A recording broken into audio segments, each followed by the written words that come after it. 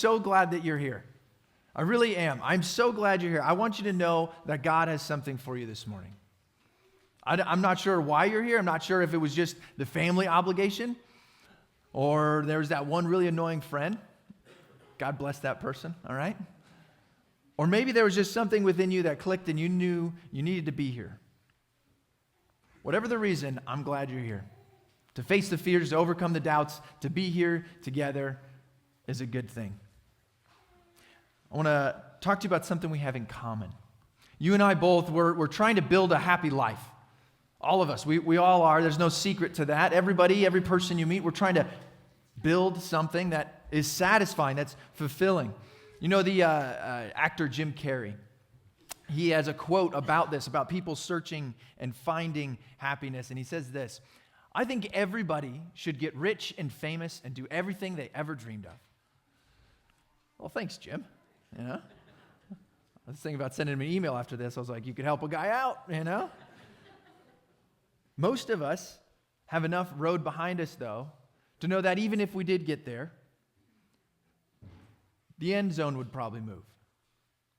If we got there and you got the rich or the famous or whatever it is, the thing that you're hoping for, you reach the goal and you get there and it's just, you kind of feel that accomplishment or the success or the victory or the feeling of worth or the feeling of value. It sort of slips through your fingers and then you see it kind of reappear out there in another goal, right?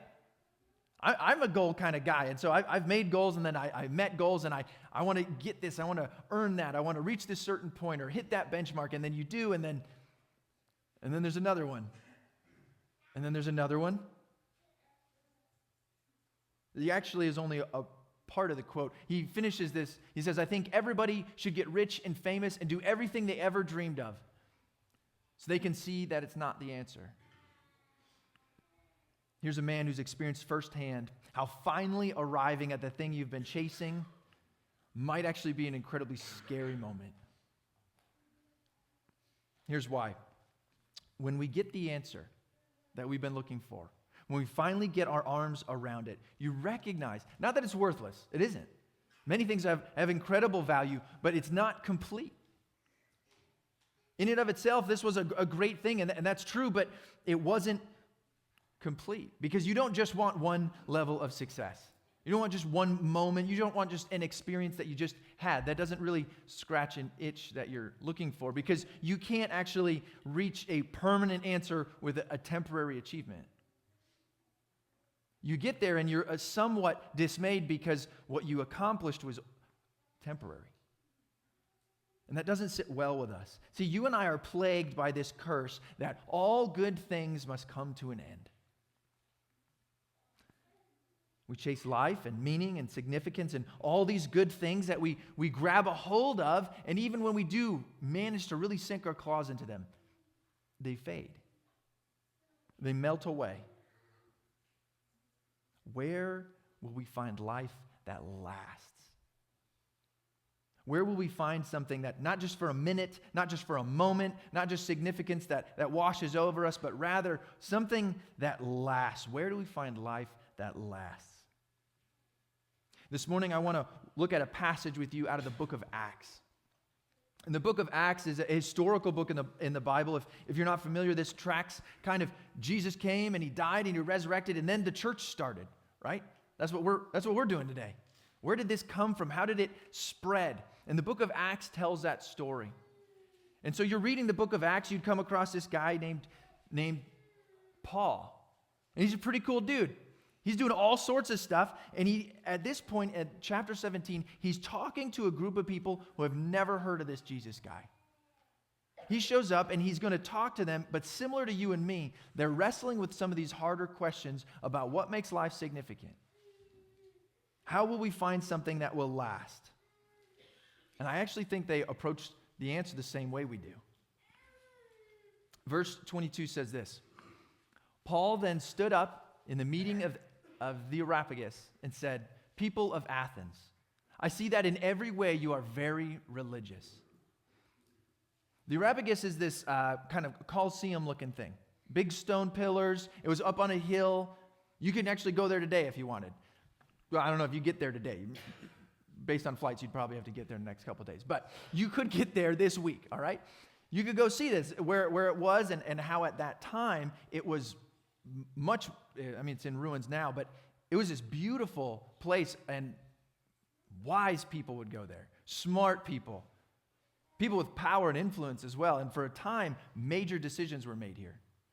But they would go and they would talk and debate and learn, and they would teach, and they'd come up with these ideas, and they'd say, well, what about this, and how about that? And they'd be able to go back and forth. And so he stands up after walking through their city, and he says, hey, I have some observations to share. I've noticed something about you guys. A few verses earlier, it says that he's walking through the city, and he was just overwhelmed by the amount of idols. There's all these idols just everywhere in the city. It says it's just swamped with idols everywhere. This is just a means of how they live there. They're all over. Idols is sort of their best guess of how they can find these good things in life and hold on to them. That was their method at the time. Well, what if we had these idols and we could worship them? Now, that might seem kind of silly to us, the idea of these idols that we're holding on and we're going to worship this and that's going to make us feel good. Might sound silly. We're much better than that. But I want you to imagine if Paul kind of walked around your life a little bit. And he'd say, I see you're very religious. And you'd say, well, what do you mean, Paul? He says, well, you spend a lot of hours every day sort of bowing to that little black box. No, Paul, that's not worshiping. I'm not doing that. Well, I see you spend all sorts of time thinking about and planning and scheming and dreaming of what it would be like to get more of that God you call money.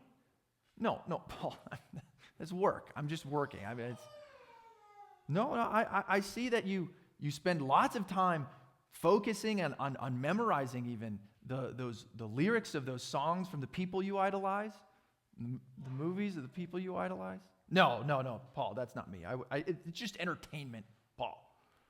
Oh, I see that you religiously attend so many practices and games. Paul, that is too far. See, we also have these sort of religious structures in our life, things that we do regularly. Why? In order to pull this sense of meaning or this sense of value. This is what is going to make my life better. I'm going to do this. I'm going to commit to this. If Paul was to walk around our lives, I think at the same time he said to them, he would say, I see that you're very religious. You have a lot of things that you've committed to. Verse 23, for as I walked around and looked carefully at your objects of worship, I even found an altar with this inscription, to an unknown God. So you are ignorant of the very thing you worship, and this is what I'm going to proclaim to you. So the Athenians, what they would do, they had all these idols. I mean, just idols for everything, for pomegranates and wheat and rain and sex and cows and war and peace and just everything. Everything. Because what they would notice in life is there's something good about this. This is a good thing that we have in life. So you know what we should do? We should try to kind of encapsulate it. Like rain is a good thing. Let's grab that and let's make sure we can squeeze what we need out of it. Man, it's great that we have these crops. It's great. Fruit is good, right? The wind is helpful at times. Let's grab this and let's worship it. Let's squeeze whatever satisfaction we can out of it. And their method to do that was to make an idol. And why would they do that? Well, because all good things must come to an end. This is going to eventually leave, and so what I need to do is get as much control over it as I can. All good things must come to an end, right? Take this into your life. Look, watching TV, playing sports, even building an enterprise, these are not bad things. In fact, a lot of times those are in our lives because they added some sense of value. There was something important and good about it, and so we brought them into our life. But what happens is, when we don't see how they fit into God's design for our lives, two things will happen. First, we will pressure them to produce a satisfaction they're not designed to bring. And second, when they don't deliver that satisfaction, we will grow increasingly frustrated with them. Some of us can recognize that that's happened in relationships that we've had. Immense pressure for standards that can't be reached, which leads to frustration. Some of us have that relationship with all sorts of things. If you can fit anything into that little category where we take it and we try to use it for what we shouldn't, and it produces so much frustration and heartbreak. That's why you get a parent who is acting like a child at Little League. They're using it the wrong way. That's where you get somebody who becomes addicted to entertainment of any sort. They're using it the wrong way. That's why you can have somebody who works so hard when they should be really asleep at this point, pouring themselves into this because they're using it for something they shouldn't. Or how sexuality can be twisted into this unhealthy plague of selfishness because they're using it wrong. That's not what it's designed for. You can put anything in there. You could put food in there. You could put any relationship. When we pressurize them to produce what they shouldn't produce, we get frustrated, we get let down. We're trying to grab it. We're trying to take it and make it a little idol that we can use when we need it, when we want it. Squeezing satisfaction, it was never designed to give. So when God built these things and we misuse them, we hurt ourselves and we hurt others with them. That's where it ends. We are ignorant of the very thing we're trying to worship. But wouldn't it change everything if we knew that these good things weren't just going to end? That thing that you're chasing because, oh no, it's going to get away. No, it wouldn't. Wouldn't that change how you approach your marriage or your kids or your career, your pastime? If you knew there isn't this pressure that things are going to fall apart, that this will all end and I need to get what I want now. What if that wasn't there? See, that's really the good news of Easter.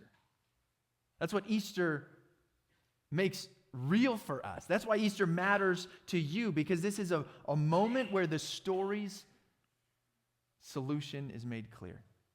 We get to see how the hero defeats the villain. We get to understand how God designed a life that really doesn't have a place for all these sad endings, all this loss.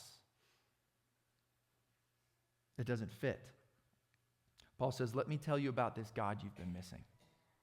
Now, here's the thing. Okay, Paul, if you hang out with Paul very long, you realize that this guy is a genius, but he's super wordy, all right? He's super wordy. So this is what we're going to do. We're going to walk through this, but I don't want you to get lost. So let's catch up. Paul just pointed out that the religious efforts that we try to use to get this life, they fail. And now he's going to point forward and he's going to say, God has actually made a way for you to still reach that life. And it's going to come through this Jesus. But to understand that, you need to understand who this God is. And so that's where he takes them with this correct view of God. So I have this we're going to take a chunk of verses, all right? Hang with me. Starting in verse 24, he says, the God who made the world and everything in it is the Lord of heaven and earth, and does not live in temples built by human hands. And he is not served by human hands, as if he needed anything. Rather, he himself gives everyone life and breath and everything else. From one man he made all the nations so that they should inhabit the whole earth. And he marked out their appointed times in history and the boundaries of their lands. And God did this so that they would seek him and perhaps reach out for him and find him, though he is not far from any one of us. For in him we live and move and have our being. As some of your own poets said, we are his offspring. So Paul says, look, this God that you've been missing, you have all these ideas about who he is or who a God is, but he kind of boils all this down. He gives a quick description in saying this is who God really is. God is the creator. He's the sustainer. He's the ruler, and he's our Father. If you're looking for some other answer about where in the world has this world come from, you're looking in the wrong place. If you're looking somewhere else to see how is this all held together and continuing forward, you're looking in the wrong place. If you're trying to find who's pulling the strings, who's in charge of this, and you look anywhere other than God, you're in the wrong place. And if you look around and you say, who am I? What am I trying to be doing here? And you try to come up with a definition outside of the Father who made you, you're going to be lost. These are foundational to who God is. And he points out a lot of little things. We could go back and spend all this time about, hey, he doesn't need you to make him a little house. He doesn't need you to burn him little candles. He doesn't need you to feed him every morning. He doesn't need you. He's the God of the universe. He's the creator, the sustainer, the ruler, the father. He doesn't need that. And yet their view of God was these small little things that we can use how we want to get what we want. Paul shakes that up. That's not what this is about. The reality is that every one of us has treated God like he is less than this. We've all treated God like he isn't creator, like he isn't sustainer, like he doesn't rule, and like he's not the father who has some say in our lives. Not only that, we've treated other people like they're not the ones the creator loves. And here's the thing. When we live in God's world the wrong way, we're judged for that poor decision. We are. Verse 29 and 30 says this, therefore, since we are God's offspring, we should not think that the divine being is like gold or silver or stone, an image made by human design and skill. In the past, God overlooked such ignorance, but now he commands all people everywhere to repent. Since God is God, don't treat him like less. And the fact that humans are as advanced as we are, the fact that you are who you are, should tell you something about the person who made you. Should tell you how advanced and how incredible he is. And now that you know this, you got to stop treating him that way. Now that you know this, you got to stop. You got to turn around from that. And here's why, verse 31, for he has set a day when he will judge the world with justice by the man he appointed. Justice. I want you to think for a second. The most evil, twisted people who have ever lived. I'm sure you watched a documentary on them on Netflix recently. I'm not sure the fascination with these evil people documentaries, but we got all sorts of them. The most evil people in history. They won't get away with it. God will judge them. I want you to think of the people who have hurt you. The people who have hurt the people that you love. They won't get away with it. God will bring justice. But here's the thing. I want you to think of the mistakes you've made. I want you to think of the evil that you've brought into this world, whether by accident or by choice. You won't get away with it either. And neither will I. That's why Easter matters to us. That's why Easter is important today. Because the justice that God's going to hand down needs to go somewhere. When Jesus died on the cross, he was giving up his life to pay for the guilt of others. That was the function of this. See, it's like he was sitting down in the electric chair for us. It was like he was stepping in front of the firing squad for us. He stood there and he took the bullet. He stepped into death because we deserved it. He stepped into the death he did not deserve so that justice would be met. And now the death certificate is on the table. And it's placed there as a gift. Any of those evil, guilty people can come and sign their name on that certificate as a gift. And that includes you, and it includes me. His life given in my place. His life given for me. See, this is the greatest news of all time because I don't know about you, but I didn't have a plan about death. I didn't know how I was going to approach that one. All good things must come to an end. That was my plan. That I guess it'll end. But this news changes that. This means I don't have to come up with a way to overcome it myself. That sin and death, that the justice that's due against me, that my guilt, I can overcome that through Jesus' death. See, look at verse 31. It says this, he has given proof of this to everyone by raising him from the dead. Easter is the end to this great news. It's the final chorus of it. It's that Easter proves what God said is true. It proves that God is not a God who lets evil go unpunished. God is not a God who overlooks. It proves that Jesus' innocent life was good enough. It proves that it actually did fully pay this debt that I owed. See, this good thing doesn't have to end. There's nothing that will end this one. Death doesn't get to have the last word. We get to sign that death certificate and walk out into the sunlight of a new day with new life, with new hope. We get to be new people because of this. And when we walk out, we meet Jesus.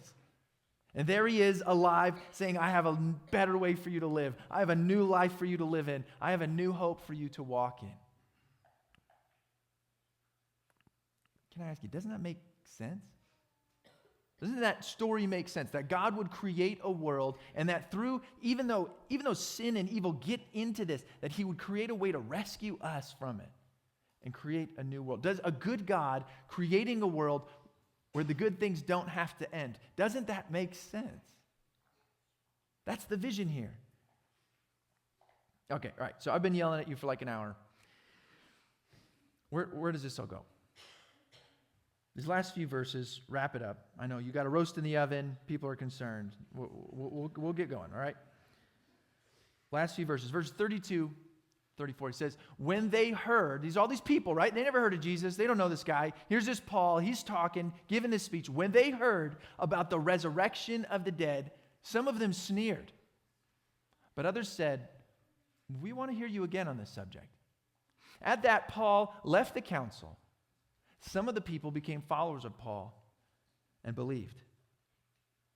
Some heard and sneered. Look, some reject Jesus. That was their response.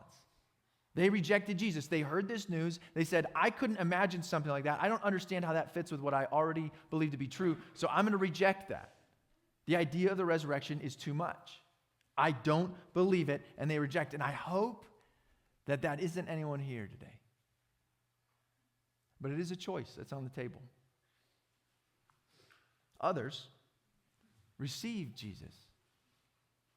They heard this news, and maybe this is you today. Maybe these things are kind of clicking, and you're going, I see this, that I have been trying to make my life have greater meaning by looking at lesser things. And I'm understanding that that doesn't make sense. I'm understanding that I am not the greatest person I wish I was. And I'm understanding that God, if he was to overlook that, would not be that great of a God. I'm understanding that I need to be forgiven if I'm going to go into this new life that will last. I understand I need somebody like Jesus. Maybe that's going through your mind and your heart, and maybe it's starting to make sense. And I would ask if that's where you are, today is the day for you to go to God with that. In fact, I would ask that you come talk to me about it. I'd love to hear your heart, to hear what God's doing to help you. Please come find me. I'm going to be here. I'll be in the lobby or something. I want to talk with you about this because this is so important. This is why all the rest of it makes sense. This moment, this real thing, that Jesus came back to life. And the last option we see here for people is that they revisited Jesus. They said, I want to come back to this. I have an interest piqued, and maybe that's where you're at. I get what you're saying, but I have these other things. I get some of this, but I don't fully understand. And your next step is to just come on back. Let's hang out some more. Let's talk. Ask the hard questions. We're not scared of that. Let's press into this. See, when you come, when you learn, when you listen, God has things for you. Westmark is a family growing together. That's what we do, is we want to help guide people toward healing. We want to help guide them to answer the hardest questions in life. We want to arrive at a place where we go, this is making sense. There's an old parable. And it's about two babies in the womb. Maybe you've heard this. This is an old one. Two babies in the womb, and they're talking to one another. And the first one says, do you ever think about what life will be like after this? And the second baby says, no, of course not. That doesn't make sense. There is nothing after this. What would life even be like after this? Doesn't even make sense. What would that even be like? And the first one says, well, maybe we could stretch our legs out. Maybe we'd be able to see. Maybe we'd use our mouths for more than just kind of talking to each other. Maybe we could grow more than we've ever be able to here. The second baby says, that's ridiculous. We have this short umbilical cord. That's what feeds us. It's too short. We would never be able to leave. It doesn't make sense. There's no way. And even if it was true, how come nobody would come back and tell us about it? The first one says, I think there has to be more. He says, no, it's just darkness. It's just empty. That's the only thing that I can imagine. It's the only thing that could possibly be true. And that first one says, no, there has to be more, because that's where we would meet Mother. That's where she would teach us. The second baby says, you believe in Mother? You believe in what? Some big being that just cares for you and loves you? You really think that would... You think that, for real. Okay, where is she then? First baby said, I think she's probably always been here. In fact, I think maybe the only reason we're here is because she wanted us to be here. The only thing that we have is that we're growing because of her. And I think when you're quiet and when you especially need it, you can sense her. And you can almost hear her voice from above. See, our Father is inviting us into a new life, more full than we've ever known. A life that lasts. You can find life in Jesus. And Easter brings this good news to us that the price has been paid. The pain has been endured. We can have new life with a new hope for all the good things to never end. That's the new day.